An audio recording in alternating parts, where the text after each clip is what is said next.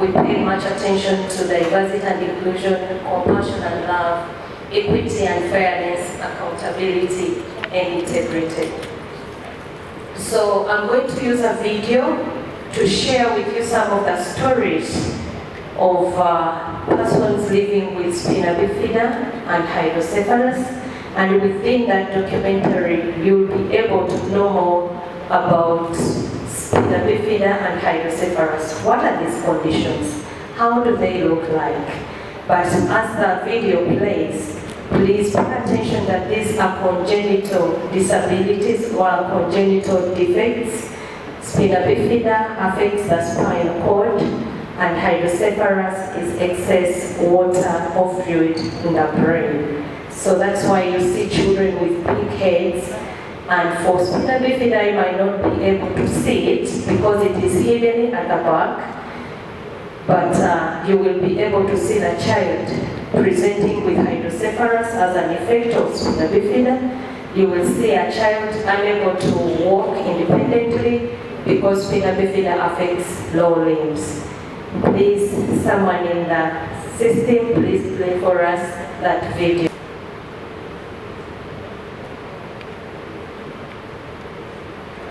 Okay, it's so unfortunate that the video was not submitted or shared. But in the video, in the stories of resilience, we had a mother living with having a child with spina bifida and hydrocephalus, and a youth living with spina bifida and hydrocephalus who is now at the university, and the mother had a baby who is 7 years old, but at the looks, the baby looks to be like 1 year old. The mother was telling a story that when she was pregnant, she was diagnosed and informed that her baby would be born with spina bifida, and after the child was born, the child developed hydrocephalus. Spina bifida, I said earlier, that affects the flow of the cerebrospinal fluid, and in most cases, these children, about 70%, develop hydrocephalus. And the spina bifida, a child acquires spina bifida, research shows that 70% is due to deficiency of folic acid in the mother's body. And this condition sets in the first 28 imperative that we get to know about these conditions to have interventions in place before we can even get pregnant.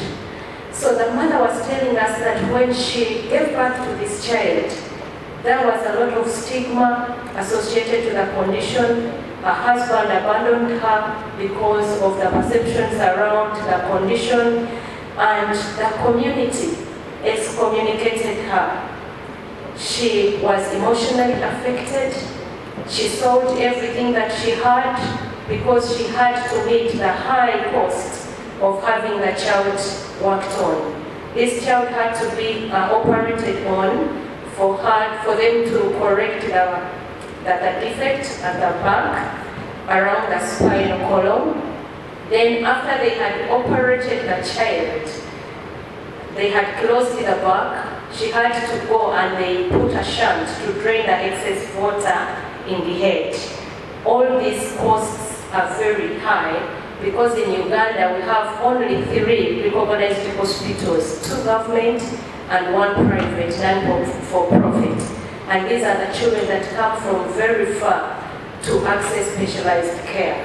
And the youth was telling a story that when time came for her to start school, because she was incontinent, most children with spina bifida will be incontinent. And because she was incontinent, she couldn't control her bladder, control her bowel. The schools rejected to enroll her.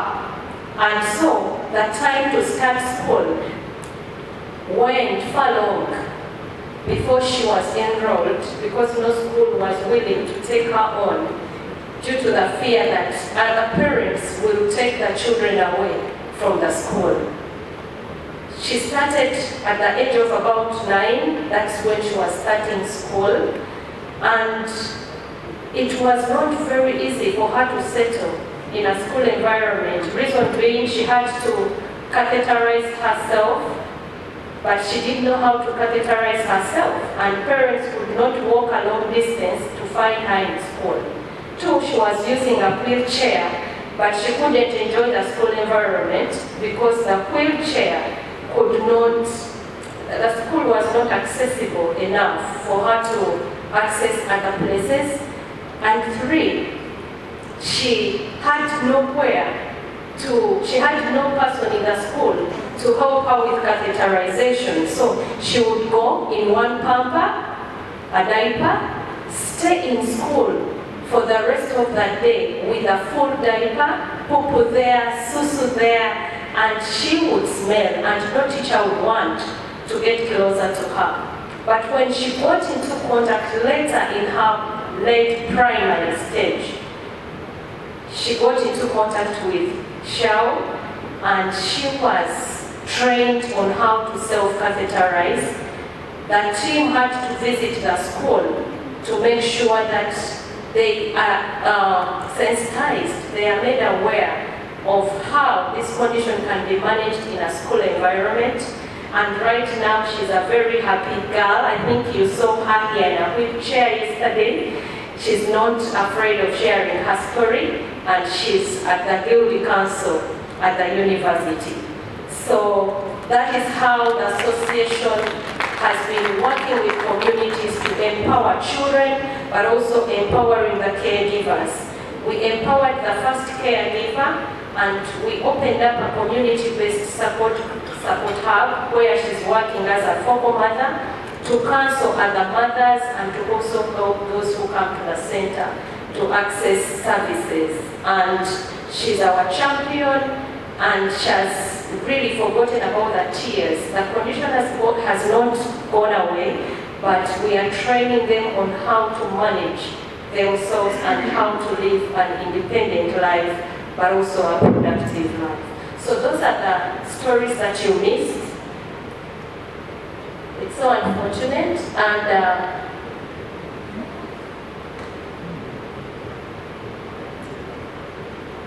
it's not moving.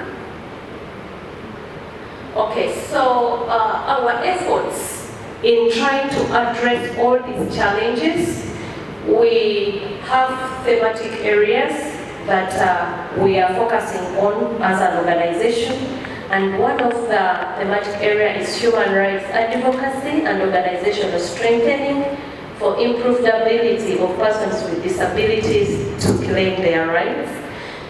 Under here, our main focus on each is community awareness programs to reduce stigma, but also focus more on self-advocacy via our mentorship programs. The team you saw here for music and dance is not all about just entertaining people, but they are there to educate, empower, and advocate.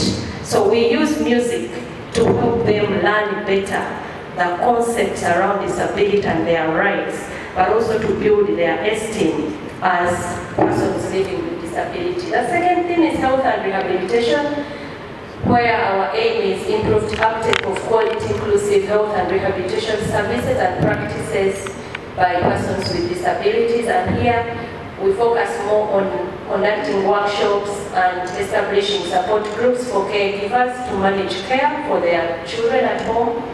We do health checkups and surgical interventions to manage complications. We support in training mothers in basic physiotherapy, but also in the education thematic area, where we do a lot of capacity building of teachers, parents, and children. So I'm here to share with you about the good practices in how we've managed to improve the quality of life of these people. One of the good practices is using a cultural and cost-effective approach which is Ubuntu peer-to-peer participatory approach. I think tomorrow or today, Medical Research Council will be sharing more about that. This was developed by Ugandan parents, teachers, children, researchers, rehabilitation workers, and academicians.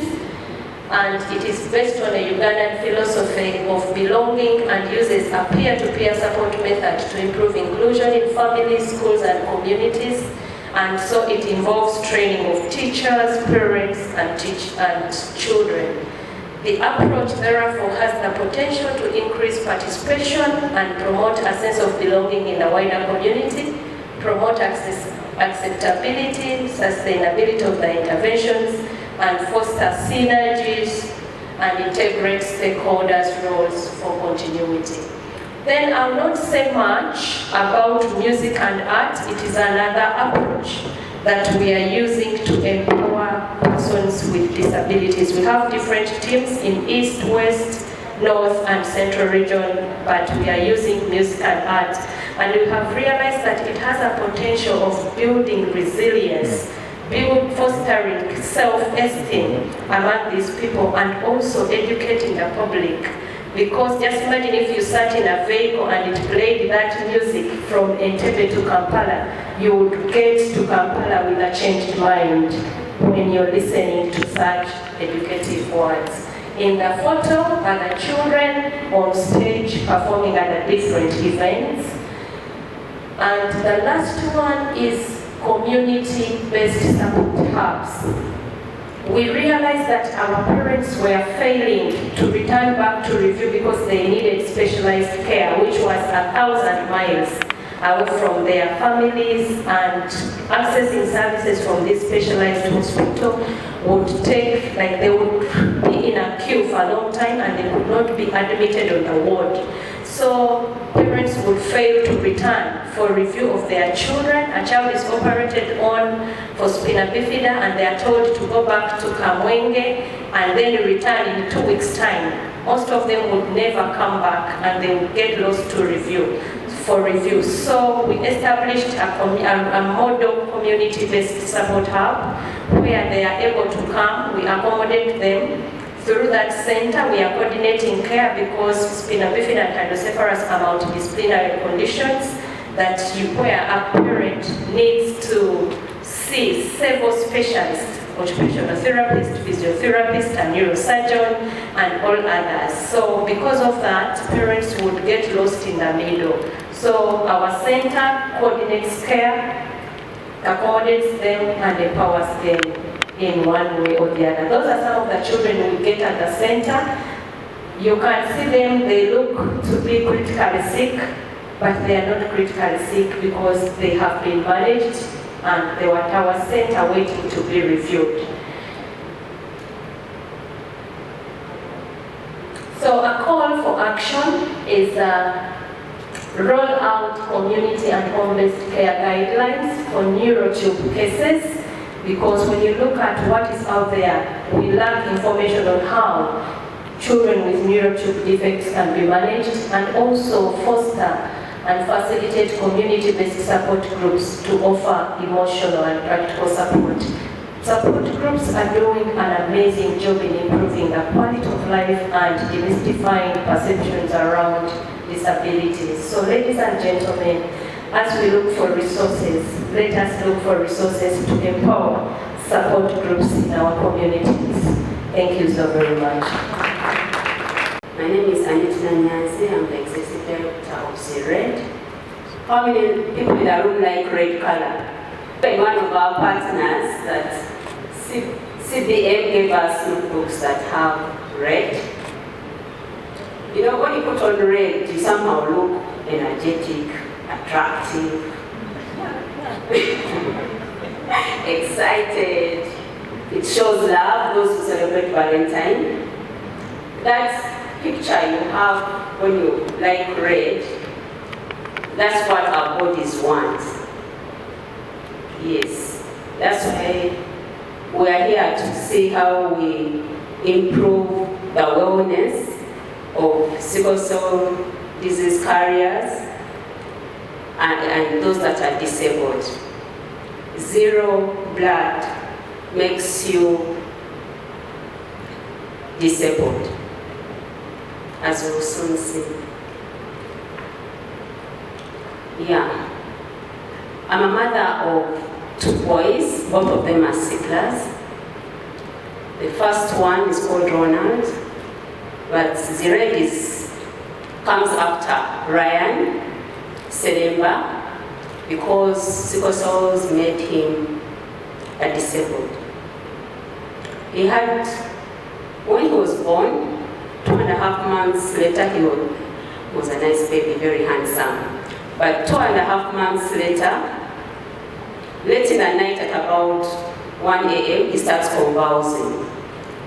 Rush him to hospital, and next time they tell me there's something wrong with the brain, he needs a scan. The next time we are told it's hydrocephalus, the head is just expanding. I've never heard of that condition.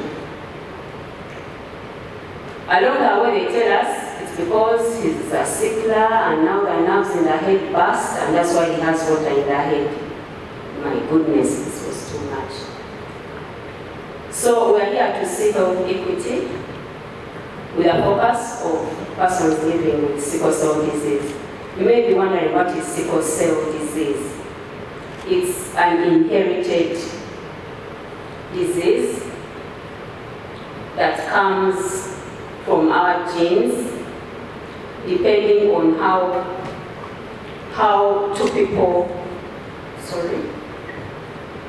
your parents, what gene they have.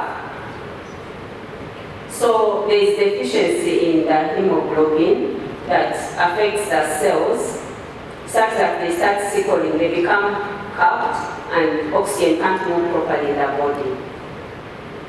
So when oxygen is not flowing in your body, you end up feeling pain, you end up getting different complications, as we will see. That's why I talked about love, because it's your genes that are being affected. Those in here that are not yet married or are planning to have kids, it would be good to first know what your sickle cell status is, because it's a trait. If you go and test and they find that you have SS, it means both cells in your red blood cells are damaged. And if you get married to someone who also has SS, you definitely get a sickle cell disease kid. But those who are normal, their trait is AA. So a person who is normal having AA can marry a sickler, but they will have a carrier. A carrier will have AS, meaning one cell is okay, another one has a sickle cell trait. So someone with a sickle cell trait who's just a carrier never gets sick. But if this person gets married to someone with a sickle cell trait AS, they will get a sickler. So when the love goes high in GIA, first, before you say yes, please find out your trait. That's how your cell will be when it's sickled. And most of the cases are in Africa. We also have cases in the Mediterranean and India. Africa has Nigeria. What is our preference in Uganda? Annually, between 20 to 25,000 children are born with sickle cell disease. What does this mean? Our generations are getting affected because if you keep getting sickle cell disease children, you realize that most of them don't survive beyond 5 years. 80% of those die before they are 5, and only 20% make it to their 18th birthday. And the last report from Ministry of Health shows that the cases are now 30,000. We need to do something. What are the health challenges sickle cell patients go through? This is Ryan again last October, when he got sick. we went for checkup. Unfortunately, the doctors that used to manage these cells, Professor Ndugu, I don't know if some of you know him, was the best specialist that knows how to manage sickle cell disease, passed on 2 years ago. Most doctors don't understand how to manage this condition. So we need to do something on how we include it in the curriculum. We go to clinics and they look at him, that they say he has an infection. They treated the infection for 3 weeks. Before we know it, he now has a stroke and is trying to manage the stroke. So these patients go through a lot of pain. And they are always on medication. Frequent hospitalization. They need specialized care, they need a special diet, they always have anemia.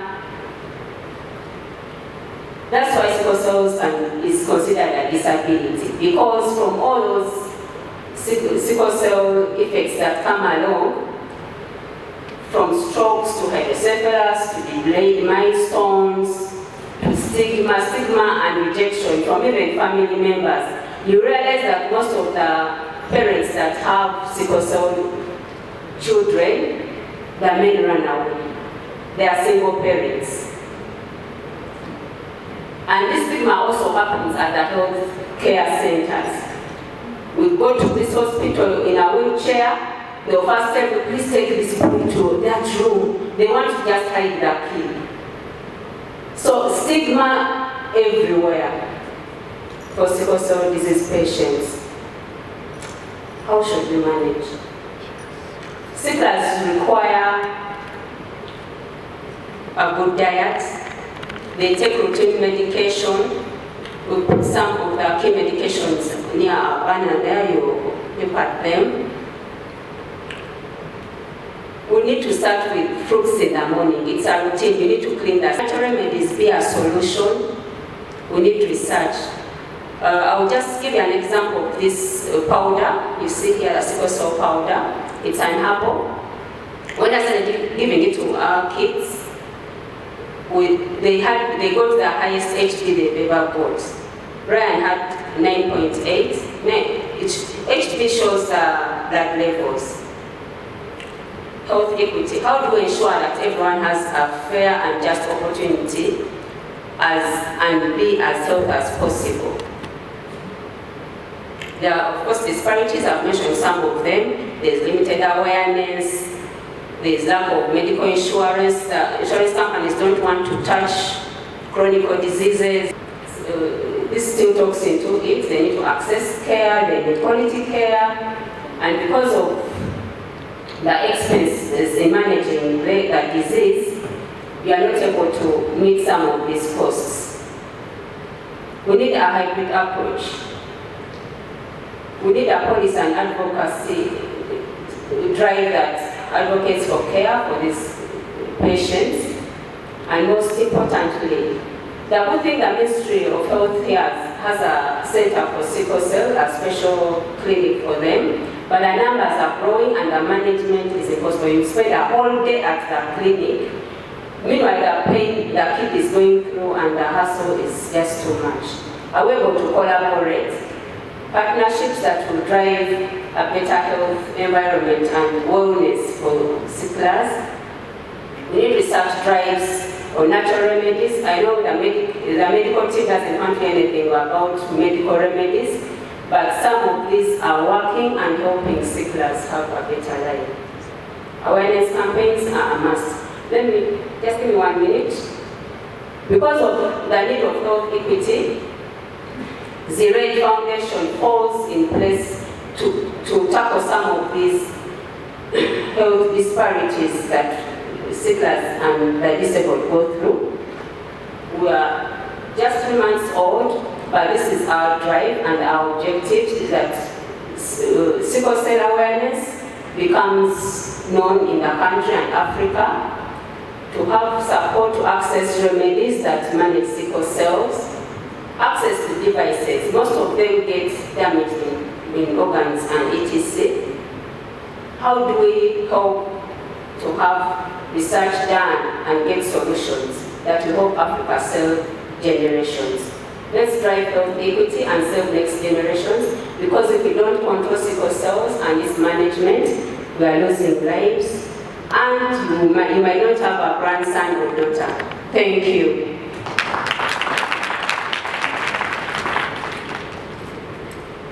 Thank you so much, Annette. I'm very sure most of us got so many questions. Jot them down, then after this session, we are going to receive the questions. It's Menya Abdul-Majid. I hope it is the right pronunciation. Thank you so much. Okay, thank you, Mr. MC, for this session. At least you're one of the few who pronounced my first name well. Well, I was here in the morning sharing about participatory approaches to improving access to health care. Still part of the missing billion study that we are conducting in the eastern part of the country on experiences of health workers in treating people with disabilities. And once again, my name is Menya Abdul-Majid, and my say name is just this. Menya means to break, so that's my say name. So those are the partners we are working with, and like I said, this is part of the Missing Billion Study initiative that is aimed at improving access to health care for persons with disabilities that we are implementing in the eastern part of the country. So people living with disabilities here, specifically in Uganda, about 4.5 million people, according to the estimates from UBOS. We are yet to get estimates from the most recent census, but from the estimates that we received, have about 4.5 million people living with disabilities. However, health workers find a lot of challenges working on people living with disabilities because of lack of knowledge, training, experiences, among others, in handling them and managing them. And there are also other challenges like inaccessibility of health facilities, including the ability of health workers to be able to treat people living with disabilities. In this study, we set out to explore the experiences of health workers in treating people living with disabilities with the aim of designing to inform the design, content, and implementation of a training package for health workers on inclusive health care. The study is being implemented in the eastern part of the country, like I said, in local district, which has about 12.0 people living with disabilities, and has 43 health facilities. All these health facilities are lower level health facilities. At Health Center 4, the biggest health facility in the district is the Health Center 4. This was a formative study, part of the formative study that we did in 2022, and we conducted a qualitative exploration of the experiences of health workers on treating people living with disabilities. And we engaged 17 health workers, and we tried our best to see that all cadres of health workers within the district are interviewed or participated in the study. Like I said, with the aim of understanding their experiences in providing services for persons with disabilities. And this formative study was aimed at informing the design and content of a disability inclusive health care, health worker training package. In our study, these are some of the things that we found out that health workers go through while treating persons living with disabilities. In the morning hours, in our morning presentations, there were a lot of questions about and concerns about attitudes of health workers and how health workers are able to treat or support people living with disabilities. And I want to just dive a little deeper into some of these experiences for us to really understand what health workers go through while treating people living with disabilities. We found out that health workers lack the experience, the knowledge, and skills to treat people living with disabilities. Not only the practical skills to treat persons with disabilities, but there are also challenges with communication. Some of them have never treated certain disabilities. One of the health workers shared an experience that she feels she cannot touch someone living with albinism because she feels their skin is very delicate, and if they touch it, they will not be able to, they will infect this person with infections. They are not also able to deliver support some people living with disabilities to deliver, like those who are living with physical disabilities, because they feel such women need to be operated. They cannot deliver normally. Health workers also see people living with disabilities as time consuming. Imagine working on a person living with a hearing impairment, and you have to take some time to understand what they are saying. And with the issues with numbers in health facilities and the challenges with staffing, health workers feel the time they will spend supporting a person living with a disability will be enough to clear out the line they have. And in many cases, people living with disabilities are treated last because health workers will not spend that one extra minute to either support them navigate the system to be able to get services, or because they are going to take a lot of time to understand or explain to them what they are, the services they are getting. There are challenges with referral, and this is very, very heartbreaking that many times when they refer these patients, they are not able to go to the referral where they have been referred, and will come back the following day with the same conditions because of the challenges that people with disabilities face, like lack of money, and challenges that, for example, they don't have support persons to escort them to where they are supposed to get these services. Specialized care and rehabilitation.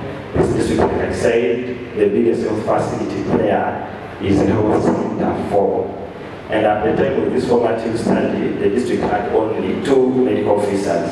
One is the DHO, who does basically administrative work, and the other is the in charge of the health center 4, who also mainly does administrative work, of course with a few operations here and there. So there are no such services, and even those that are closer in the nearest districts, people with disabilities are not able to get there because of the challenges like lack of money and so on. There are issues with assistive technology. By the time we did this formative study, none of the health facilities, the 43 health facilities, had an adjustable bed. That means if someone got to that health facility and needed services of an adjustable bed, they had to wait someone to carry them onto their bed. Or health workers themselves have to carry these persons to their bed, which is usually very difficult for them too, because they have other numbers, they have other people they are working on, but also to be able to manage, to be able to carry these persons to the beds. And of course, reasonable accommodations. For example, toilets are not accommodative enough, ramps are not there. Even health facilities that have ramps, I always joke with health workers when I go to Ruka that they have hills instead of ramps. They are just structures of ramps, but they do not meet the minimum standards of an accessible ramp. Attitude of health workers. Many times health workers feel these persons with disabilities are a burden. Sometimes it's not because they do not, that's what they think, that's what they think, but because of the lack of training and for persons with disabilities. So I would have wished to share with you some of the quotations, but I will only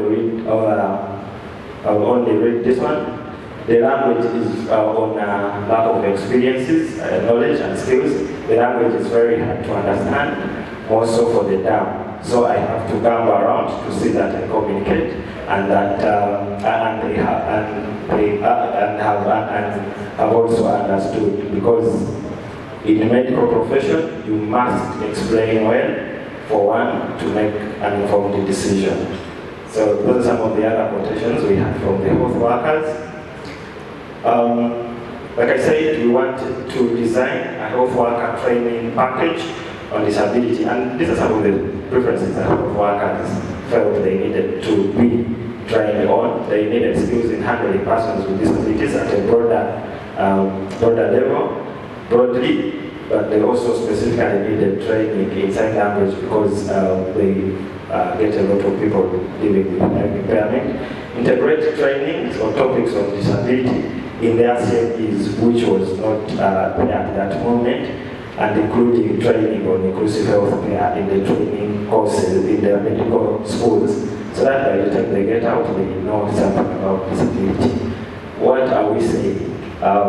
We are saying that it is important for us to involve persons, to involve people living with disabilities, to share their experiences with healthcare workers, for them to know what they go through when they visit health facilities, but also training health workers on disability and making health facilities more accessible and user-friendly. This does not only help people with disabilities themselves, but they also relieve the health workers from the burden of supporting persons with disabilities. Every person with disability who visits the health facility, because they can smoothly go through the health facility without being supported by anyone. I want to say thank you for listening to me. Great. Thank you so much, Mr. Minya and your team from most of the facilities you go to there. There is a lot that still needs to be done. So let's receive our last presenter from Barra Regional Referral Hospital. Nabas, please, the floor is yours.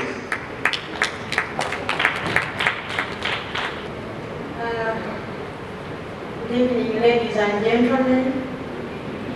All protocol observed.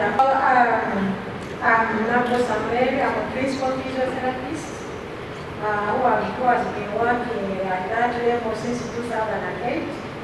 I'm also a social scientist. I'm also a medical educator.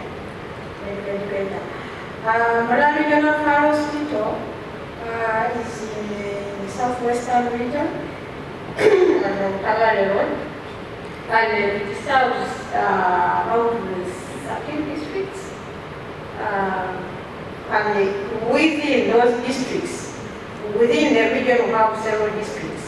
And as I'm going to be very brief because I have very little time. I've been working in that hospital since June 1996. I started as one. Today we are 4 deployed under Ministry of Health.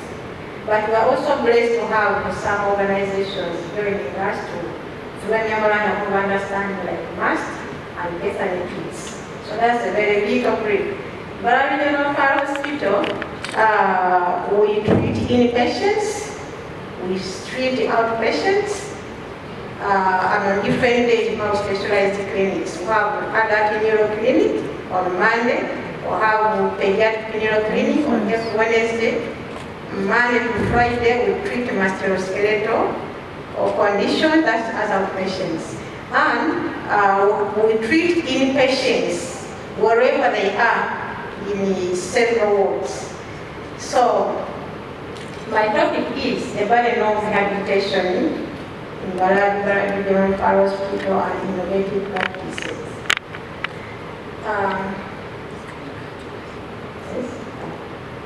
Now I'm reading it. So because of several challenges we faced, a certain group of physiotherapists who were elder, the principal physiotherapists are at a certain level, and then people who were working in education institutions, we came up with a suggestion to find out about the demand for physiotherapists and the needs served through the second survey, which was supposed to be piloted in all regional hospitals. But fortunately, it was the only regional hospital where it was piloted. This survey it was cross-sectional. So it is like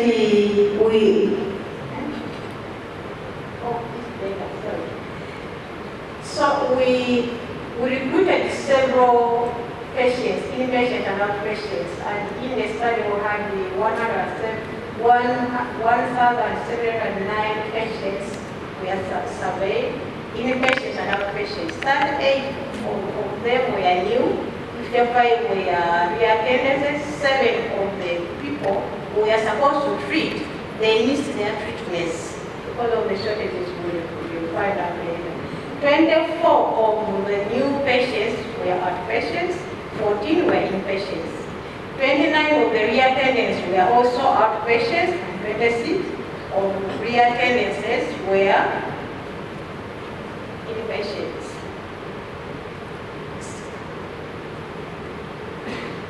So from the other findings were that among the inpatients, 224 new inpatients, 13% had diabetes, 14 had stroke, 40 had hypertension, and 33% suffered other conditions. And high prevalence of NCDs, it will also reveal that there is high prevalence of non-communicable diseases among inpatients. So from the major findings on outpatient conditions, back pain was the most common reason for people seeking physiotherapy services.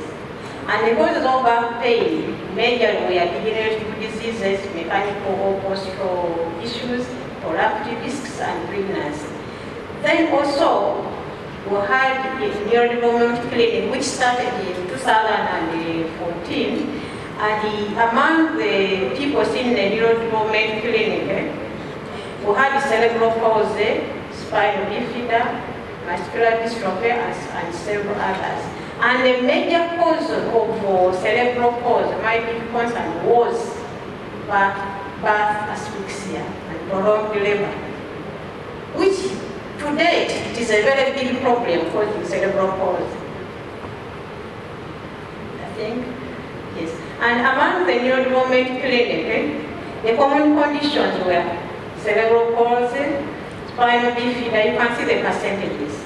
Hydrocephalus, mostly when you have rejected for cerebral palsy were 28 at that time, and it was also noted that 43% of cases were due to birth asphyxia, 21% due to prolonged labor, 36% due to non-specific causes.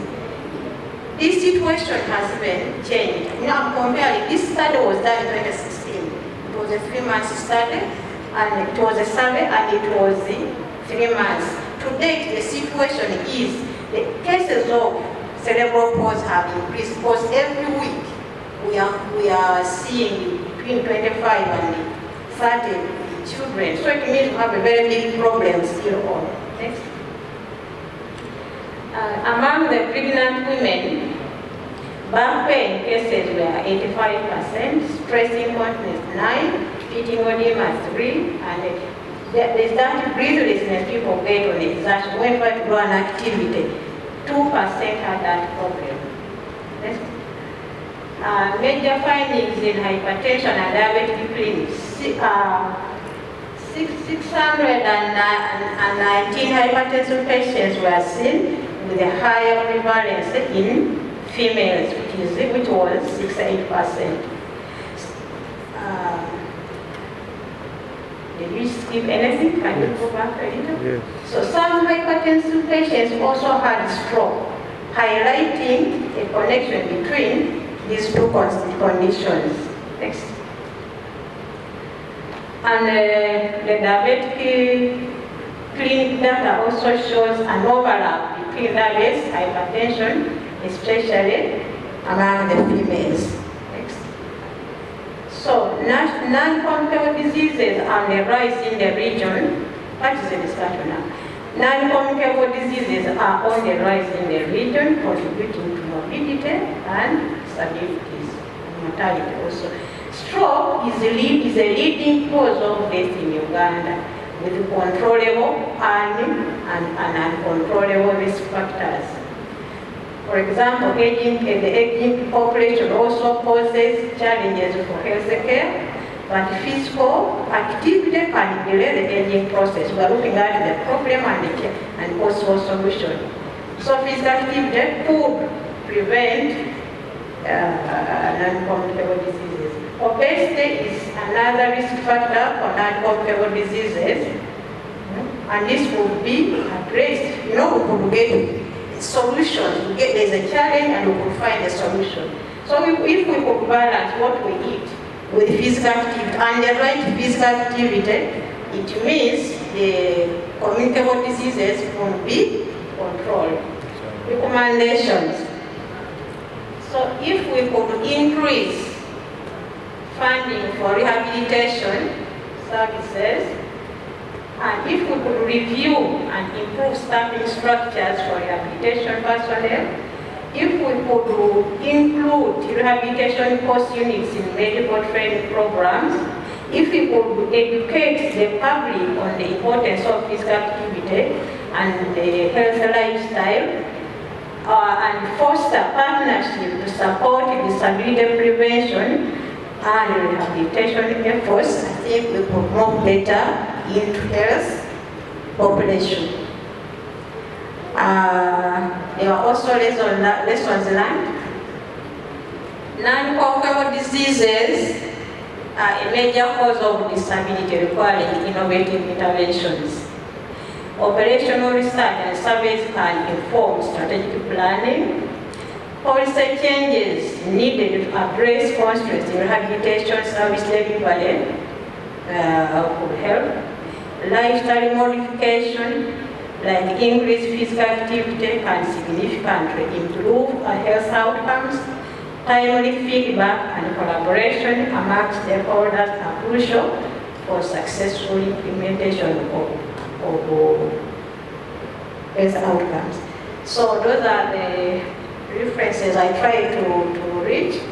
And there are other, there's also bibliography. You can do further read. Today, if someone went to do a bigger study, maybe the situation is better. Thank you so much. Right. Thank you, our principal physiotherapist. I'm getting information that we have someone online, Joan Christine, who has a presentation on integrated approaches to combat disability and skill-related LTDs. Hi, and you will share my screen? Yes. Okay, thank you. Welcome. Well, my name is Christina. I am working at Anasgava Foundation and the research team. I want to present the job that we have done at Anasgava Foundation with my colleagues, Beatriz, Anne, Anna, and Ines. I am going to speak about this project. The name is an integrated approach to combat disability and skin-neglected tropical diseases, the Anasgava Foundation effort. This is the index. I am going to speak a little bit about neglected tropical diseases, skin-neglected tropical disability project in its intervention pathway and or strategy in general terms.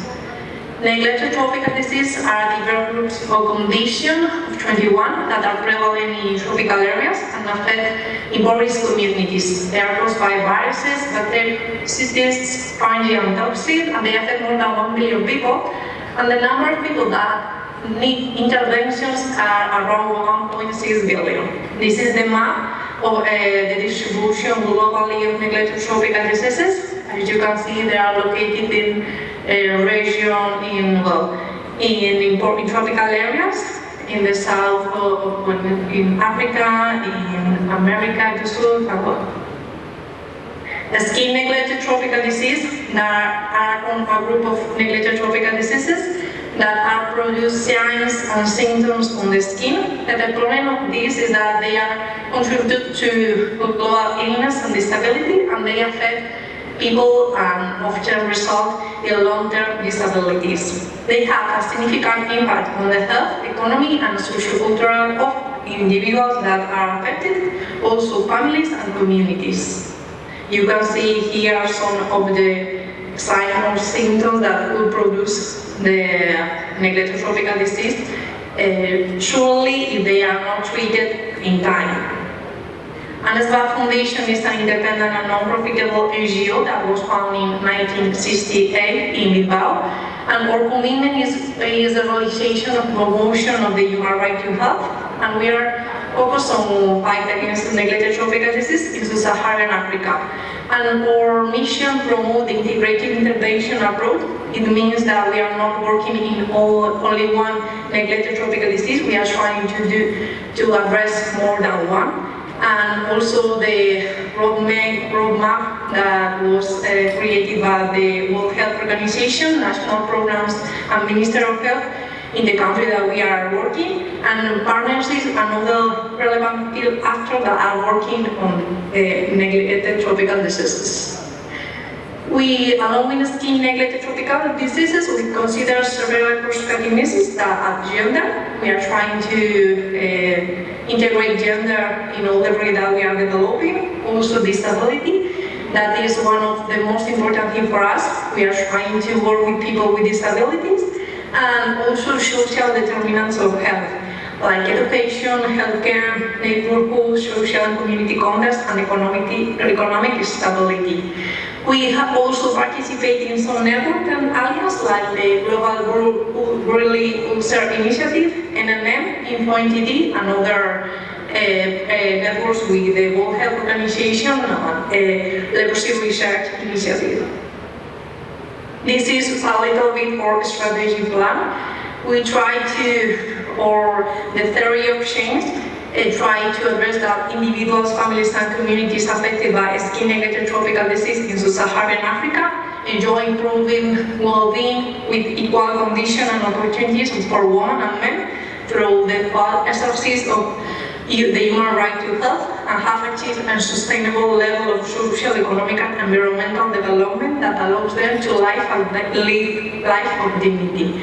In that case, we have this area pathways of intervention that affect population, civil society, knowledge, government, private sector, and partnership. I want to explain a little more some disability project that it's intervention pathway. In terms of affected population, we are doing capacity strengthening activities for organization of people affected by skin neglected tropical diseases, and also we have done some supporting groups of people with disabilities, because we believe that it's so important that they can set up their own initiative. In civil society, we focus on people with skin neglected tropical diseases that also have disabilities. And we consider disability as a cross-cutting issue. We are doing some activities like census and referral, income-generating activities, sensibilization, advocacy, rehabilitation. In terms of knowledge, we are developing a project. The name is Project Rational Approach for Effective Disability in Skin Neglected Tropical Disease in West Africa. Our partner is CBR, and we are trying to have more data on disability, because we know that there are not so many data on it, strengthen capacities, and guide public policies. Also, it's important that in this project we are trying to do some sensibilization, rehabilitation activity, and some activities similar of that. In governance, we are doing also rehabilitation activities, training and infrastructure improvement, and we are trying to manage case of disability. We have a big emphasis on early detection, because we know that it is so important to prevent the progression of disabilities. In terms of partnership, we have an active participation in the disease management, disability and inclusion, that is a working group at the NNM. And we are trying to do advocacy for people affected by skin neglected tropical disease to be represented at international forums, because we know that it's so important that they could be there, and sometimes they don't have the same possibilities to be in that forums, and they cannot speak of their own. And we believe that this is so important. In terms of private sector, we are launched a manufacturing for cans and crowns in Togo, based on plastic waste. There are some of our partners there. And the benefit of that is we are trying to do a job for women, recycling, reduce price for people with disabilities, and also we are increasing the awareness of neglected tropical disease. Well, to finish, an SBID strategy to address disability comprise prevention, integrated disease management that I explained. It means working not only one estimated tropical disease and also working with several actors and well, more actions, but that is a little bit the principal integrated disease management. And also rehabilitation and mental well-being support, because we believe that it is so important that we need to do some activities to help people to recover. And socio-economic empowerment. We believe that we can do a lot of training, we can do prevention, we can do rehabilitation, but the people with disability need also have some empowerment, and they need to have some opportunity to try to have a more or less a socio-economic life, that whole life without any problems. Well, our strategy encompasses holistic effort, addressing the medical aspect and the socio-economic dimension, and all the multi-sectoral approach to promote health equity and inclusive disability development on a global scale. Thank you so much. Merci, gracias, and Castro. It was a pleasure to be here. Thank you so much. Thank you so much, Christine. Merci. Please stay online so that in case one of the members here has a question. So first one is just a supplement on the call for action from the presentation on Shao, on call for action where we had support groups, and then I would, in her presentation she mentioned that most of the causes come from a deficiency for folic acid, and I would love to say that on call for action there must be a preventive measure to see that these numbers do not actually increase. And so we need actually a nationwide program on awareness of these conditions and prevention, but also a program whereby folic acid is also emphasized, just like testing for HIV is emphasized, just like adherence to drugs for HIV is emphasized, just like how mosquito nets are also served nationwide. So we need these actions, especially on folic acid, to educate first of all the expectant mothers, those ones planning to give back, but also the young girls in school, so that they are so much well prepared. And then just another thing is on the experiences of health workers. Now, on experiences of health workers, it is unfortunate if they say that PWDs are perceived as time-consuming because we are here to help and the time that is needed. Because even someone with back pain, still someone or in any other kind of pain will need the patience for adjustment. So it is unfortunate that we are having this kind of response that PWDs are time-consuming. And then also maybe I didn't hear you talk about maybe the language. Mostly, the inclusive language used by healthcare workers, because this one is also important to know about. And then lastly, when we say PWDs are burden to health workers, we just need to think of whether the response was a challenge or an expression or an implication of actually this is a burden. Because when we look at the communication with the dam, my take was like it was actually a challenge, and not this person looking at it as a burden. But if there is implication of someone actually shying away from attending to this person, then actually that is a burden and not just a challenge. Thank you very much. I'd like to compliment the presenter on sickle cell. Thank you for bringing this to light. Many times we have met clients with sickle problems, but it has never hit us that strongly like it has hit me today. I'm a medical practitioner representing the Ministry of Health from Kenya in rehabilitation sector. I want to believe now this is a throwback to CBR. It's high time that we came up and maybe thought about how can we categorize disability within our scope of service so that we can be able to dig deeper and move deeper to be able to reach conditions or maybe categorize some of the cases like C-class. How are we able to reach them through CBR? Number two, this is a question to Madam Mary, the principal physiotherapist from Barara Hospital.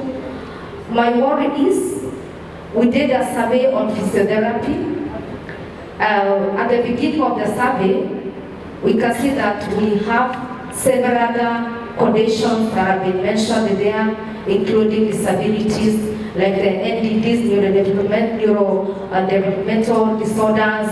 We have cerebral palsy, but at the end of it all, we concentrated so much on the NDTs and back pain. I would like to know, I think does it mean that we are only interested on physiotherapy in rehabilitation within this facility, or was it just an alarming cause or a case within the facility? Number two, I would like to see that possibly maybe to give an input on that.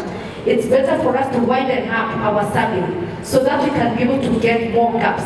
Because if you look at the case of one facility within a country that has more than 20 million people, then we may miss the gap. But this could set a roadmap to what we would like to do. I want to give a case example briefly of Kenya. Kenya, we started a journey in 2019. The Ministry of Health, supported by Clinton Health Access Initiative, conducted survey on rehabilitation status in the country and the assistive technology. It has helped us develop policies, guidelines, and strategies. And right now, we are at the level of implementation where we are selling how to the government, and the government is adopting. Me being one of the people who have started it, we have had 2 major surveys within the country, and this one, they have created the gaps where we have been able to work.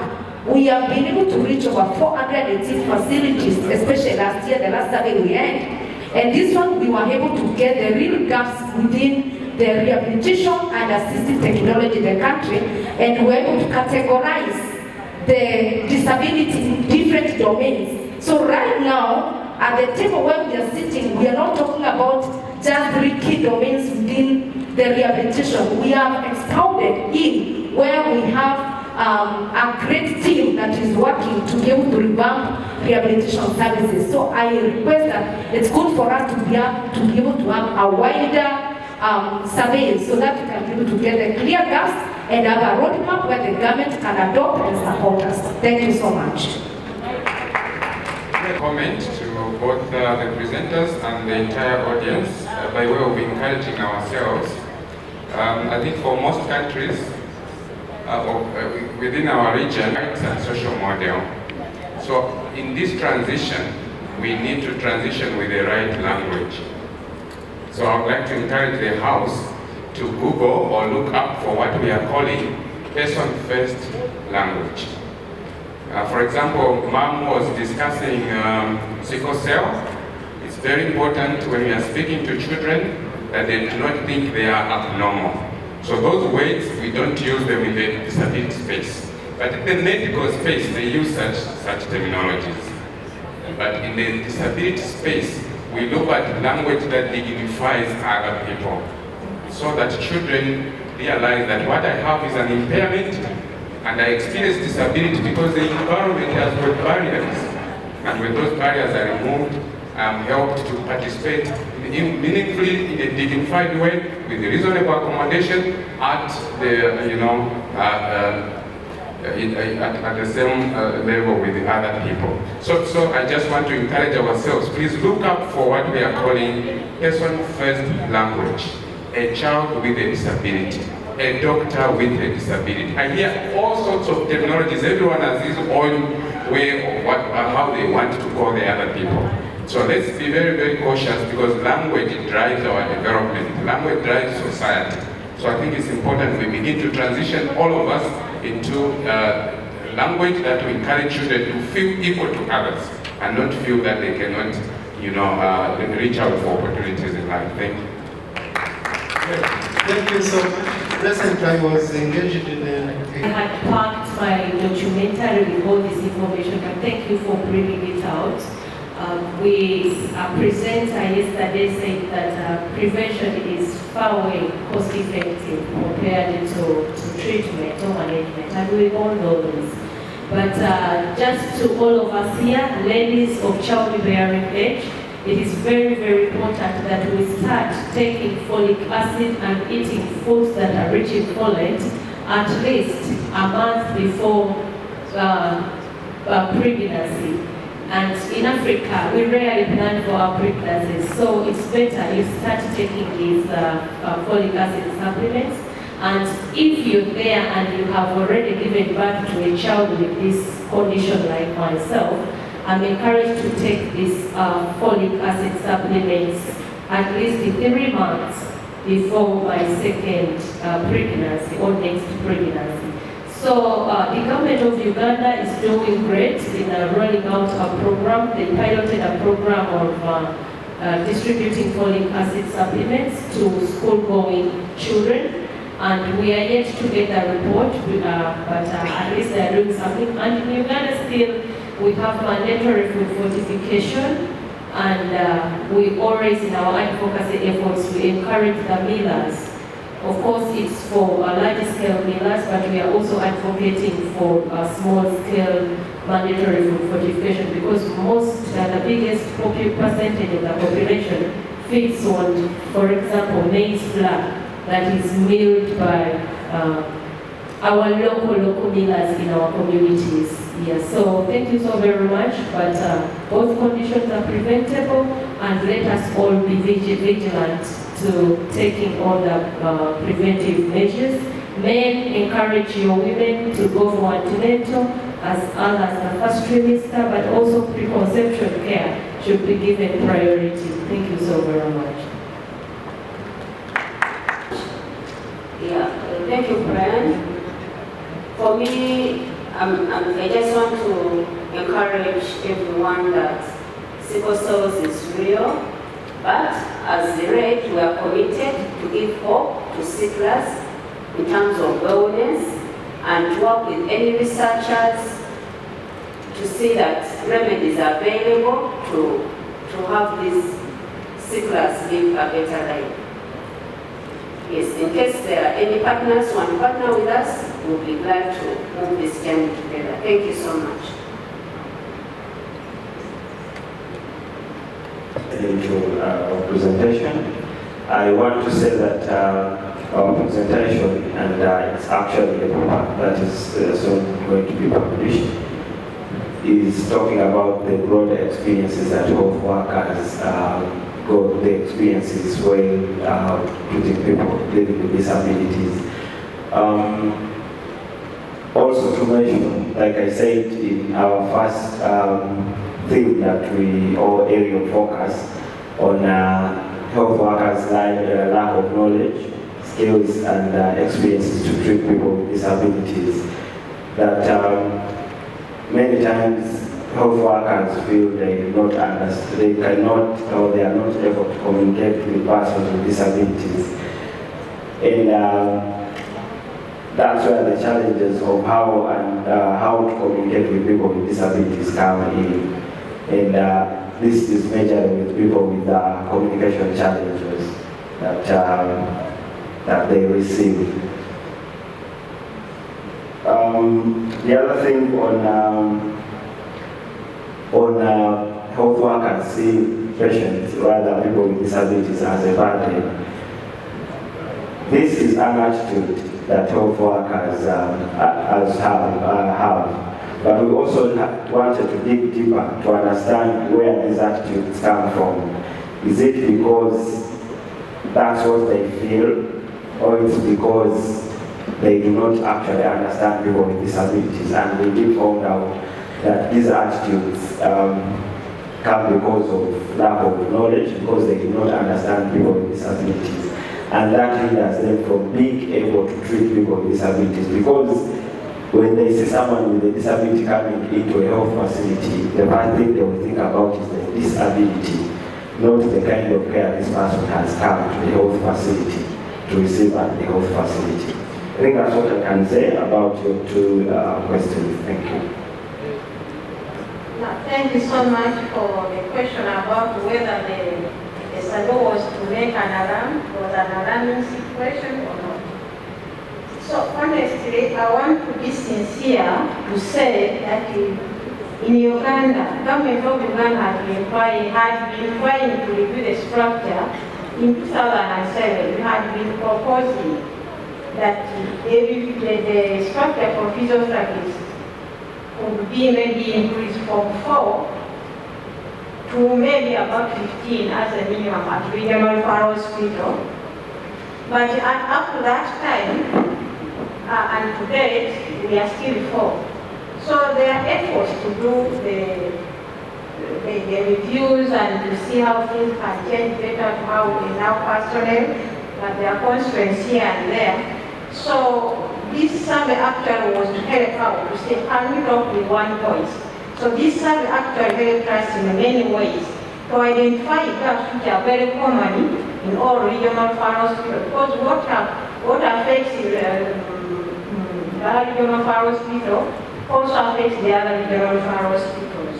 So in this way, it was the constraints that were had, but the challenges we could maybe also try to see how to maybe improve on how our population perceive their health. So on this one, we need to have some changes, we need to have some strategies for changing, for managing health in a big way with the population around us.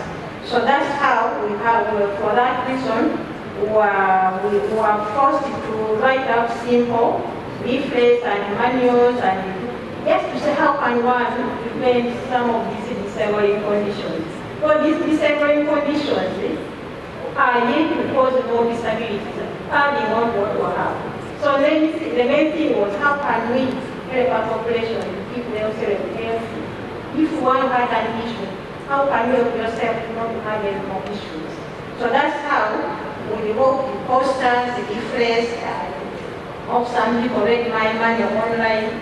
So it was all about how to live a healthy lifestyle to prevent non-communicable diseases, which is a major cause of disabilities also, in addition to others. And when you talk of lifestyle, people may think about maybe exercise. But healthy lifestyle is in the area of stress management, physical activity, and diet. Because diet will cause someone to have obesity will cause someone to have hypertension. People try to understand what they can control within themselves, within their means, waiting for government to support other person with rehabilitation services. It may take long. Will it find us alive? So those are the questions. If government is constrained with funds, it means people take care of themselves. The main reason I developed a manual, and from that manual, there is a simple leaflet, just a few pages. It's about stress management, physical activity, diet, how these things interrelate in managing oneself to prevent health problems. And on this one, in 2018 July 2018, His Excellency the President actually launched, he launched physical activity in the entire nation to say everyone must be physically active in your homes, in our homes, at workplaces, after work, And so people like you have to help yourself. By the time government comes in to recruit rehabilitation workers, we should not have got more and more people getting disabled. I think that was the entire. Great, thank you, Nabasa. Your hand is up. The floor is yours. My question is related to the person presented about my name is Agnes Legamo. I am a pediatrician and also a person living with disability. There was a presentation of the challenges facing health workers when they are working with people who have disability. And also especially they also a comment came when they have to manage the pregnant mothers with disability. During the presentation, there was also a photograph of a pregnant mother sitting on a wheelchair. And then we have an examination court there, and there are some two health workers. My question is, when you have a person with a wheelchair, then the examination coaches in the hospital, the beds in the hospital, and also the height of those rooms by people who have no disability. Most of these challenges are coming because even the infrastructure in the hospital is not created to make it favorable for people with disability. The coaches are not adapted, the beds in the hospitals are not adapted, the infrastructure does not favor those clients with disabilities when they come. So I'm asking, is the government of Uganda and any attempts being made to make our hospitals friendly to those people who have disabilities? So we're having the beds and the hospital facilities be available, they can be able to access. That is the question I had. Great. Thank you, Agnes. Menya, the floor is yours. Workers support women, pregnant mothers who visit health facilities. I think I talked about it during the presentation, that health workers feel certain and they can only be referred to hospitals and regional referral hospitals mainly. So most of the times when these mothers come, they can be given antenatal care, but when time for delivery comes, they have to be referred straight to hospitals. One of the key stakeholders we work with, and she's pretty sharing a high experience, is that she's a mother of 4, and she has gone through CSR to give birth to all the 4 mothers. But she went through CSR not because she attempted to deliver normally and failed, but because the health workers felt they could not support her to deliver. So, and of course, all the other misconceptions that health workers have about persons with disabilities. I want to also tell you that Uganda has very good policies on paper. But the challenge, of course, we do not want to blame government so much for not putting some of this into being implemented, but also there are challenges with funding and so on. So, for example, we have the Building Control Act that stipulates standards for accessible environment structures that was enacted a few years ago and reviewed, but these have not been implemented because of the challenges, and many of the health facilities were built so many years ago, so they need a lot of structural adjustments for them to be accessible for persons with disabilities. Thank you. Great. Thank you so much. You just have 2 announcements.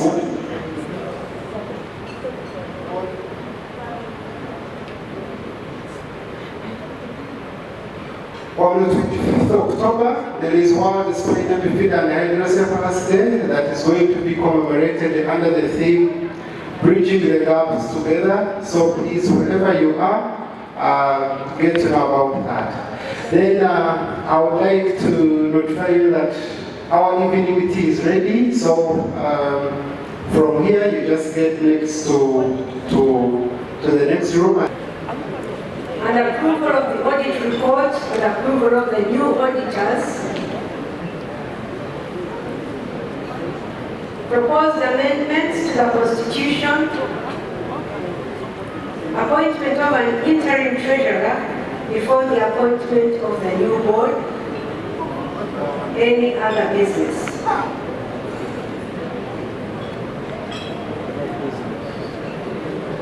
So are we adopting this report, this agenda?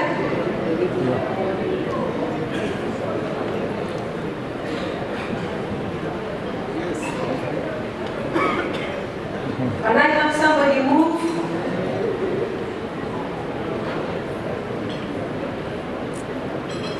Can I have somebody move? Yes, Moses? Pardon? You're moving, we adopt the agenda. Okay. Thank you very much. You are seconded by all right, thank you very much. But I don't see the rapporteur because they need to record this.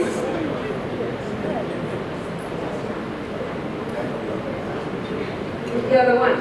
Okay, so you know the people who have responded.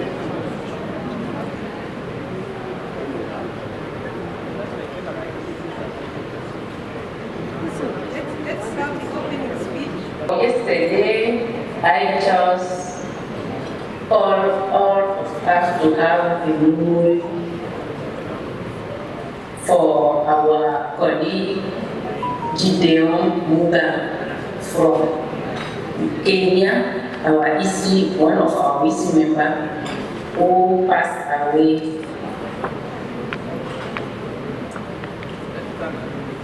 Thank you.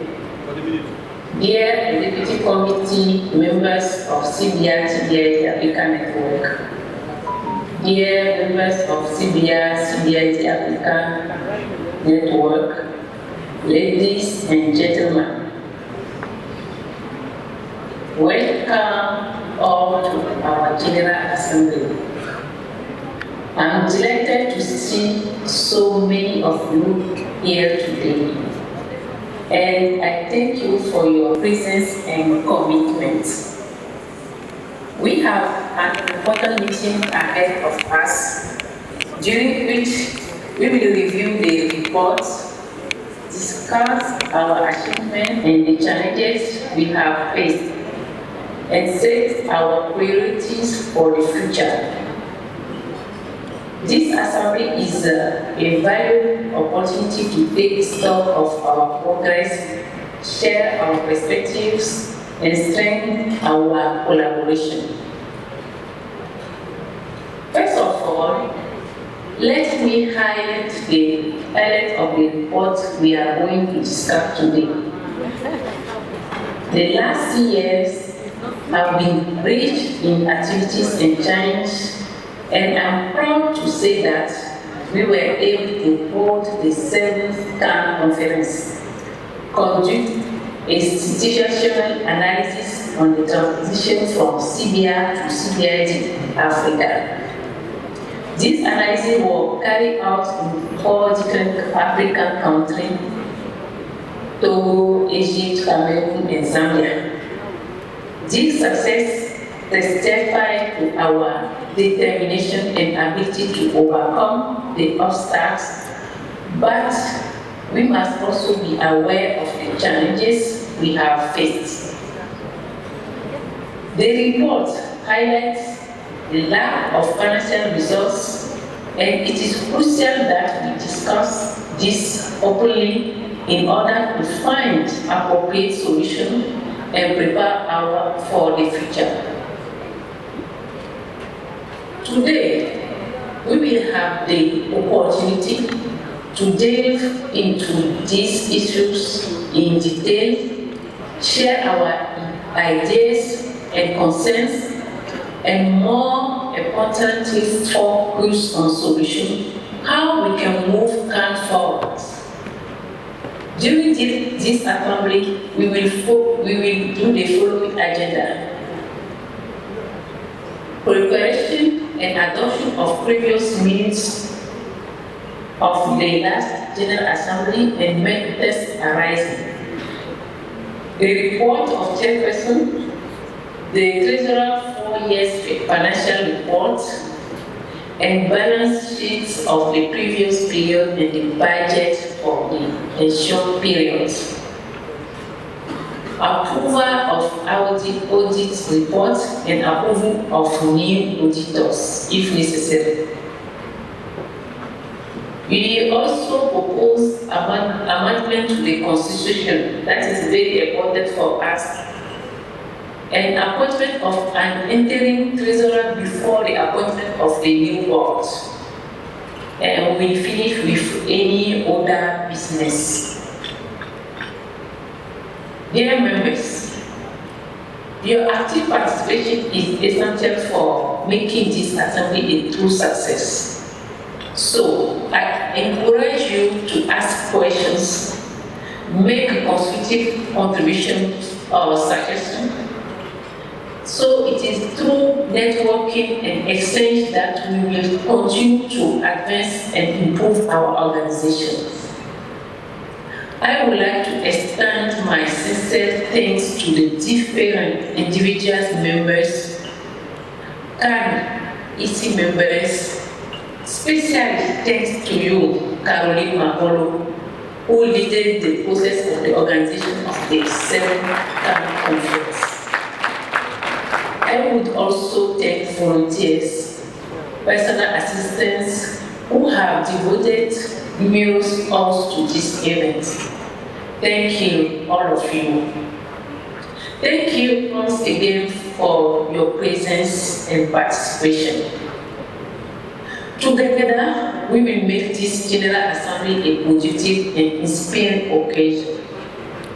I wish and believe that we will come up from this General Assembly with positive and practical suggestions for a future great CBR Africa, CBID Africa network. I know, declare this General Assembly open and invite Dr. Alice Begana Ngawa to lead this, to take the floor. Thank you. Dear Dr. Alice, if you are there, please, you have the floor. Thank you very much for your attention.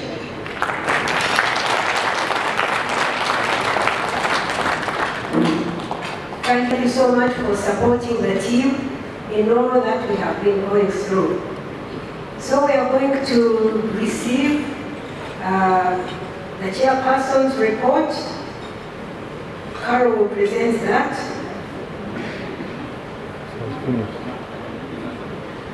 Pardon? The format. I've already read it. And we've already.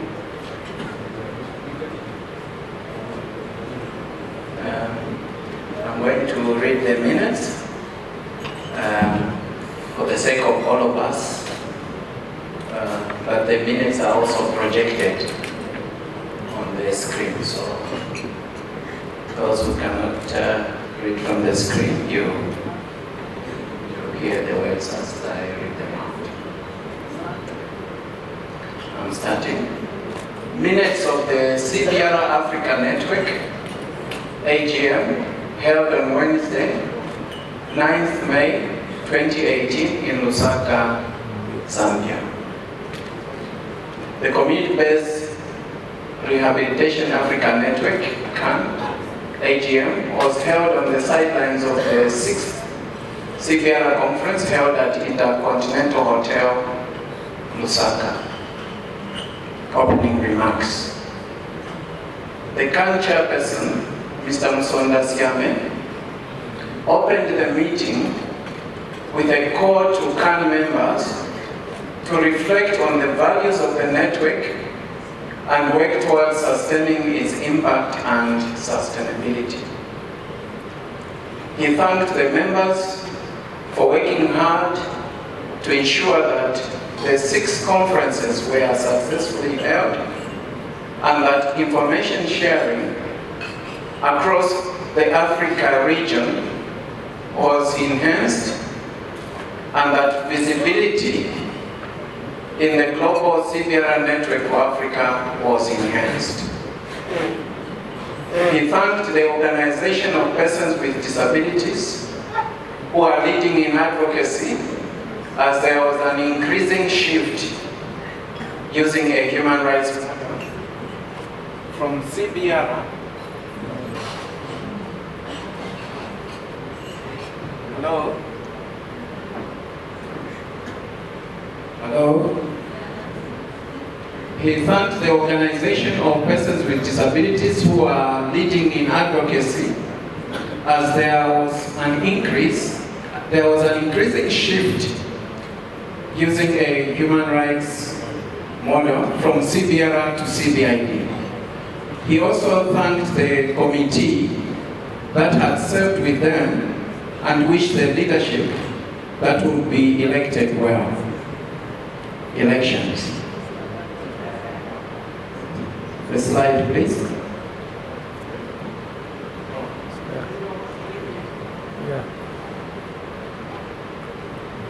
Thank you. After reviewing the chairperson's report and adopting it, and also adopting the finance and audit report, the AGM proceeded to elect new leadership for a new 4 years mandate. The following were elected. Number 1, Musonda Siame from Zambia, chairperson, re-elected. Number 2, Teresa Adijay from Togo, vice chairperson. 3, Pascal Ahidjo from Cameroon, secretary. 4, Caroline Maholo from Uganda, treasurer. 5, Gideon Muga from, I hope that should be Kenya, hopefully, committee member. We'll make a correction to that. From Kenya, committee member. 6, Anne Ojugo from Nigeria, committee member. And 7, Nabil Khalil from Egypt, committee member. The new committee members were to spearhead the network activities for the next 4 years from 2018 to 2022. Remarks from chairperson.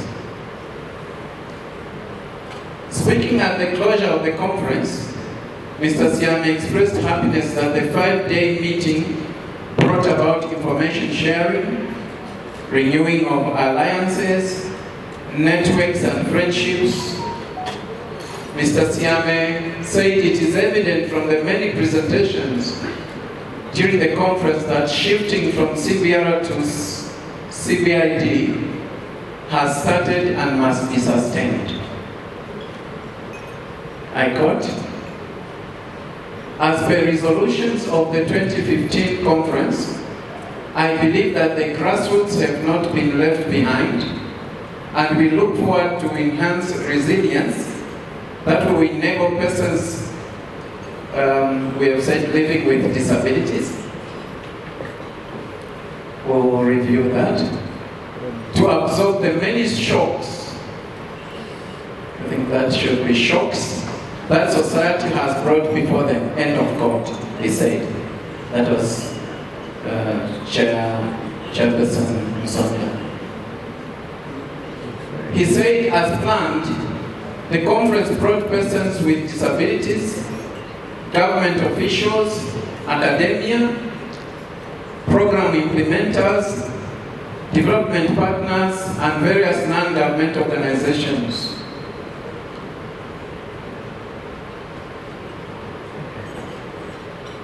So we end here. I thank you.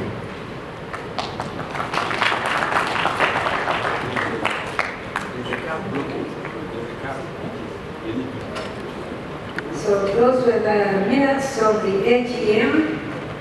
Before we adopt these minutes, attends a CAN meeting. These meetings we organize is automatically a member of the General Assembly.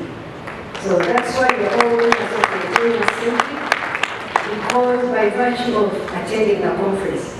We kept it that simple because it was, we wanted the network to grow, to communicate to many people, and to make changing of leadership as simple as possible. So So having understood that, can somebody who was in Zambia move to adopt these minutes with the corrections we have noted? Who was in Zambia? Okay, yes, Honorable Musanji. All right, thank you. I wish to confirm that the minutes are correct, and I do propose them. Or is this seconding? You are moving. I'm moving. Okay. Thank you so much. I do confirm that the minutes are correct as presented, and therefore I do propose that we adopt them. Thank you very much. Thank you very much, Mr. Chair. I just want to make a small proposal to this noble house to make just a little adjustment as alluded to by the previous speaker to remove the term persons living with disabilities and put persons with disabilities. I second. Thank you. Thank you very much. We are going to make those corrections. The one of Kenya, persons represented by Carol Maholo. I wanted us to stand up and give Carol a yes.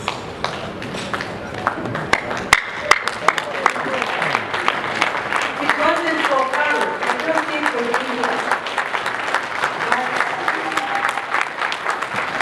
Carol is a very stubborn girl. When she decided that this conference is happening, I was among those who said, why don't we leave it? Let's join the next conference. But she insisted and pushed to her right, to her left, in all directions until this congress has been held. Yes, very proud.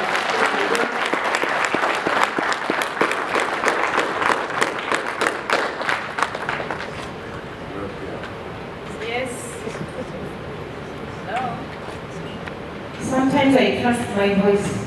I actually rarely use a microphone, but in this particular case I use it. I would like to first of all thank God. I thank God because God put me in this position at a very, very difficult time. I have been a camp treasurer since 2015. But trust me, it is a situation I wouldn't wish for anyone. Sincerely speaking, I wouldn't wish it for anyone.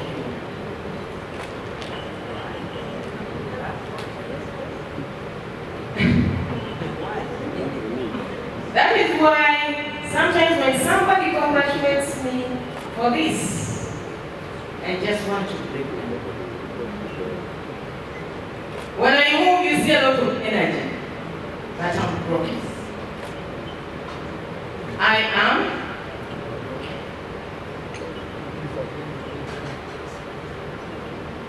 It has been hard. It has been tough. It has been wearing. But I'm glad that you have come this far.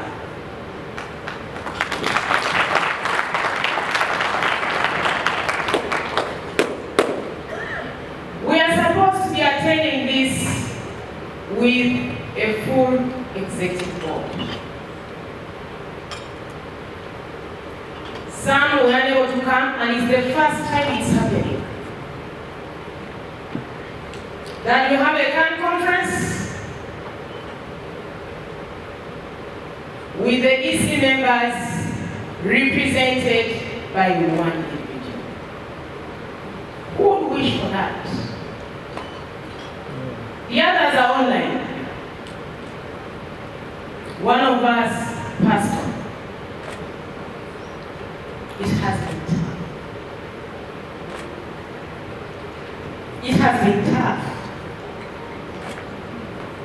And with all the love in my heart, I'm glad to take a rest. Because I deserve a rest. It has been. Anytime when you see a strong person, the seemingly strong people are the weakest. We just get a coping strategy. But we are the weakest. So the energy is simply working with. It's not that I have a lot of energy. I simply want things to move. And I'm glad that things have worked out.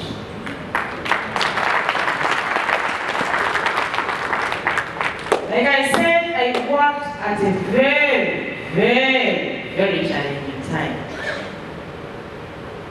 But I commit and will continue serving in the fraternity. I'll continue nurturing Khan as my baby.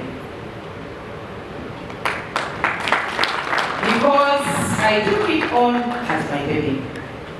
I've been in Khan for the past 20 years. I started as a young girl.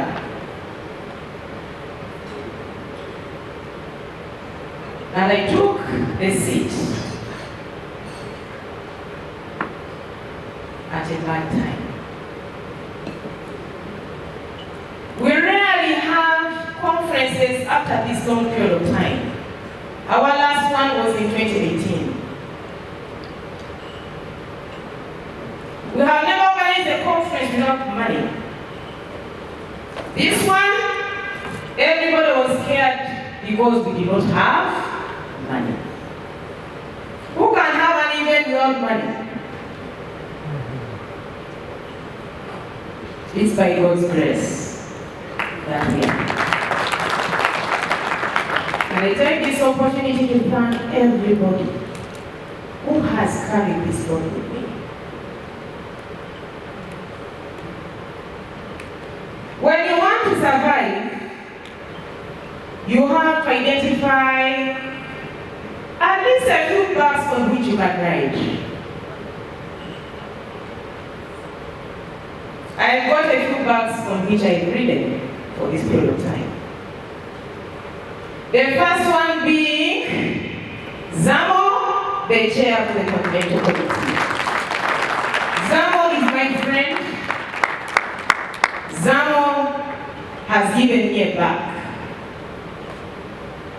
I request these people to kindly stand up for recognition. I have Moses, the leader.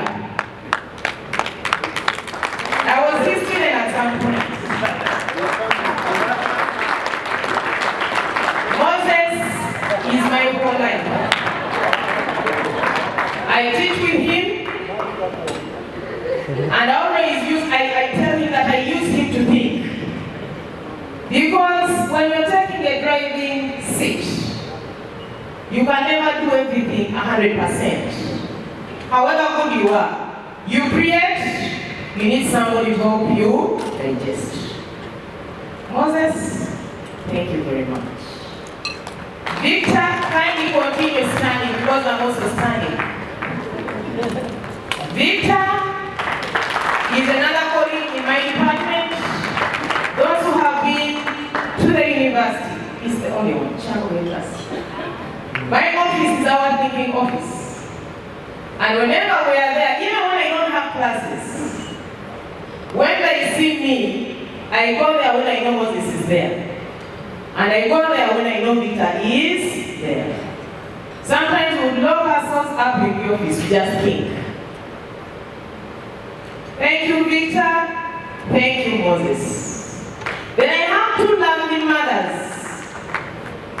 Alice is one of them. Then I have Barbara. Barbara, stand up. But she's more of a sister. I met them at the same time, but I relate with Alice as a mom, and I relate with Barbara as a sister. So when I really, really want to cry or laugh so hard, I'll call Barbara. And when I want to feel warm, I'll reach out to Alice. Thank you very much. I don't take it for granted.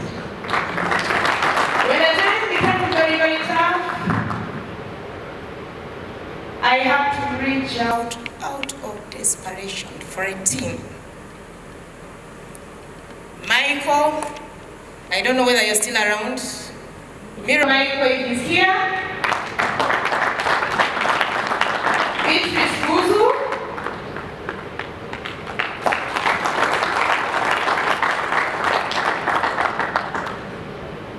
And Aisha.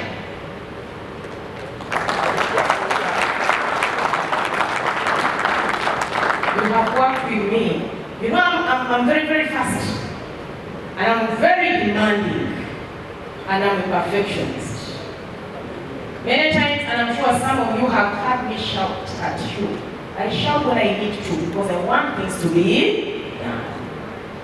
And when you're working with me, the reason you have to clap for them is because I know I'm not a very easy person to work with. Because I want good. I want good, or I want good. Nothing else. In organizing this conference, I've been in Chamber for 20 years, and I also have children in the university. So I have my son, Jordan. I have Jacinta. I have Ponsi. I call him Ponsi. He's a doctor. I'm not yet a doctor, but I call him Ponsi because he's Ponsi.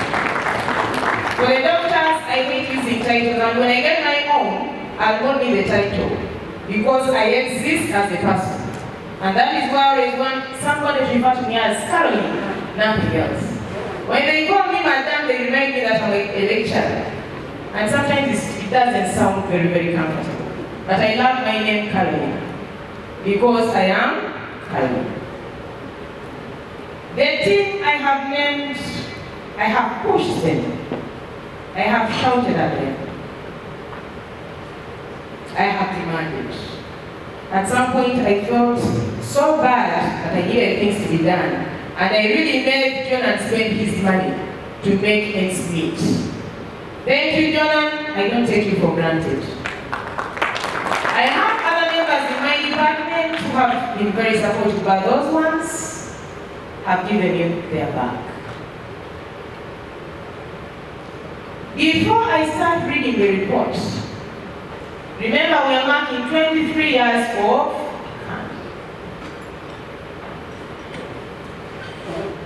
23 years of CBR networking. I'm a program developer. And using my skill of program development, I was also raised by a very, very demanding mom. And one thing I learned from my mom is, always do your best. But when you realize that the best is not realizing results, be swift to change. When CAN started, I'm going to start with that before I start reading the reports. I'm not very good when it comes to reports. I prefer talking. When CAN started, it was small, it was a baby. It had its ideas then. After 23 years, things change.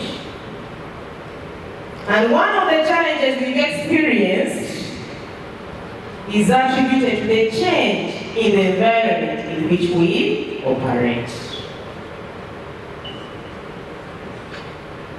So even before I start reading, before I start pouring out, there's so many challenges. I told you, CAN has no resources. Because it has no resources. CAN has organized this event. It has no staff. It has one staff. I'm not a paid staff, I'm a volunteer.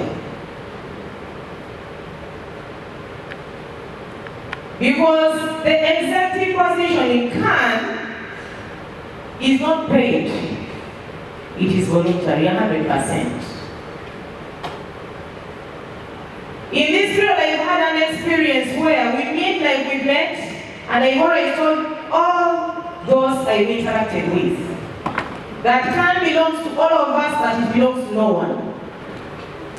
Each one of us, you know why you're here. You know why you are here. But the reason you're here is not necessarily in line with the interest of CAN. Each one of us, you left wherever you came from, knowing where you're coming. I've also attended conferences. I always know I go for conferences. Now, when we find you in the AGM like here, and you hear of CBR Africa Network, you see a giant. When you see an event like this one, it is a heaven. I have to belong to the giant. This rides on a willing, committed, passionate individuals.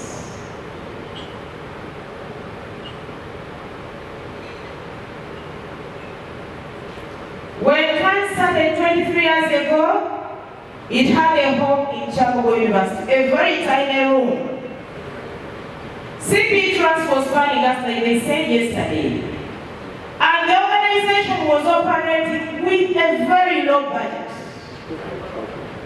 We had writing skills workshops organized by the beneficiaries of the workshops. So you would mobilize the participants, you would organize the training, and all CAN needed to do is to facilitate a team to come and give you the training in writing.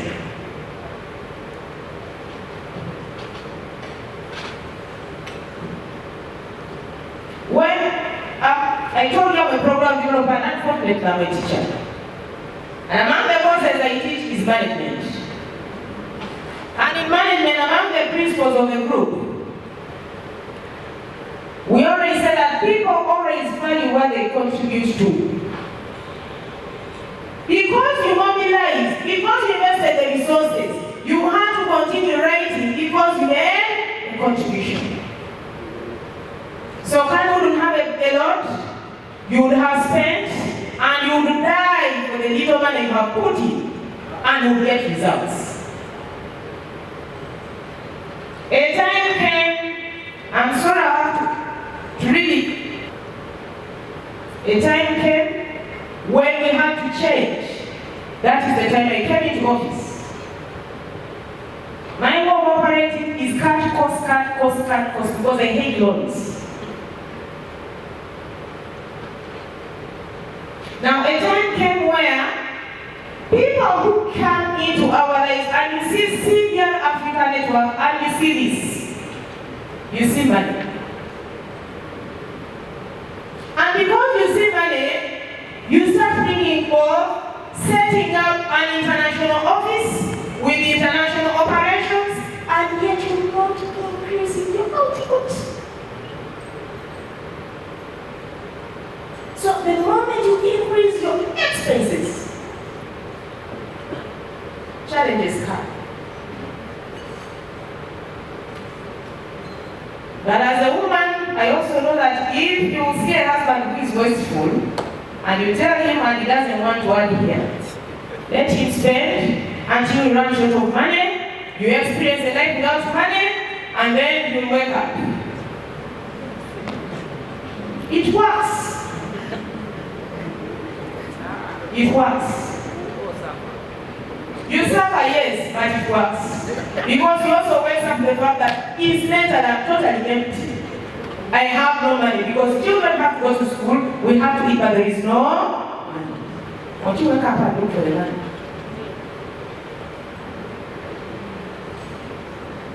Having experienced the CAN that I saw from a distance, I came at a time when CAN was changing into this CAN with money.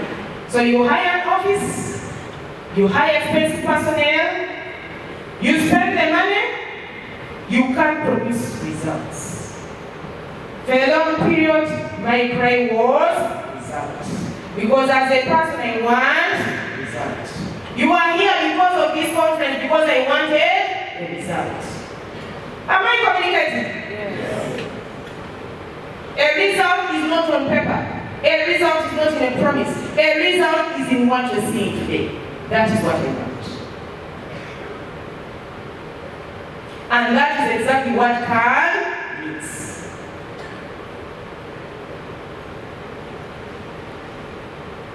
So this is the time CAN needs to really, really reflect. That's why when I started marketing, it was nobody's idea. I just said you have to look back after 23 years.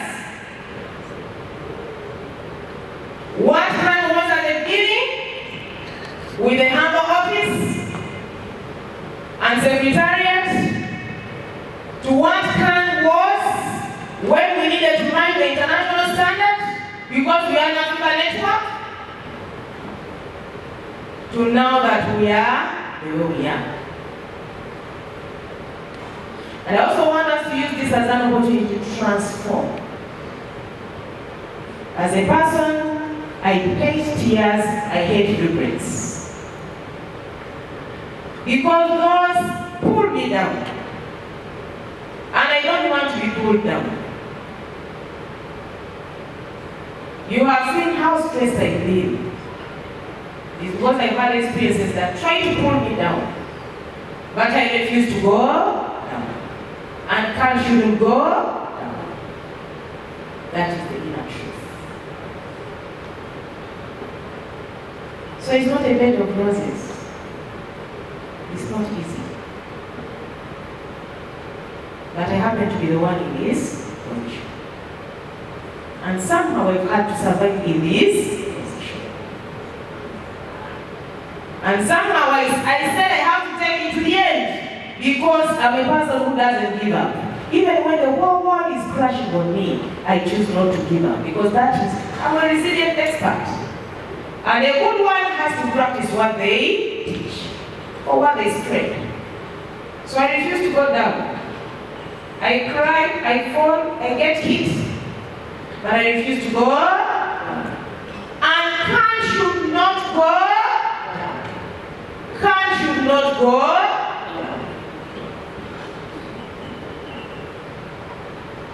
But who is going to make CAN stand?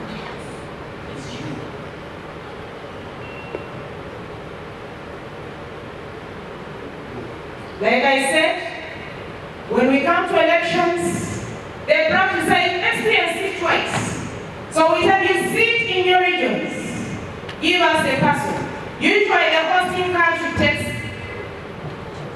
the representation for that particular region. That is what I've experienced. So we have East Africa, we have the North, we have West, we have Southern. But I'm asked to do something about it. I lived the journey, and I know what it is. And my situation was worsened by the pandemic. This was supposed to be a global conference. It wasn't supposed to be an Africa conference. But somehow, the global failed to come here. We are working on it, and it will come. But it hurts. That is not in Uganda. Because when I was campaigning for Africa to host, I wanted the birthplace of networking because networking in CBR, CBID started in Uganda. Networking globally started in Uganda. And CAN is the best center in networking. But don't worry. Out there, they know that we are huge. Because when I'm talking, we are huge. Even when I have nothing behind, when the pockets are empty, we are huge. So that we have maintained. But somehow, we need to clean our bedroom and the kitchen. I hope I'm communicating to everyone. At least those who are committed to CBR Africa Network, we can work together. The reason I wanted us to really host it, against all odds, is that we need to have networks. Functional networks. A network is not about you giving me the information, no. It is about working together in partnership. Beyond giving the information, I look for a situation where we have projects cutting across Africa. And don't tell me that we can't, because I believe we can. I look for a situation where we have projects cutting across Africa, and yes, we can. When I was looking at the abstracts, I saw we have very many people from the academia. Academia kindly stand up. Everybody from a research or academic institution kindly stand up. From the academia, it seems many have gone. But I saw we had quite a number. What is networking if you don't work together? So I look for a situation where I'm having a study, and that could be an income for CAN. That we come together, work on research projects. There are competitive research projects you can work with. I love such. So we work together, you subscribe to CAN, because it's where you're getting the network from. And we start earning our own money, and we stop being dollar dependent. Times are tough after the pandemic. Whose budget hasn't been cut? Whose budget wasn't cut? And don't blame them, because they also do not have the money. And as your demand people give you the money, think about how much you have put in yourself first. When you think about that, you realize that nobody has the money to give you. So you have to somehow make money. So I would like to see a CAN where we are working together, creating projects, earning money for ourselves and for the organization. And do not tell me that we can't, because I believe we can. So let this mark a new beginning for CAN. A totally new beginning for CAN. And I'm giving each one of you a task. At the end of this event, we are going to share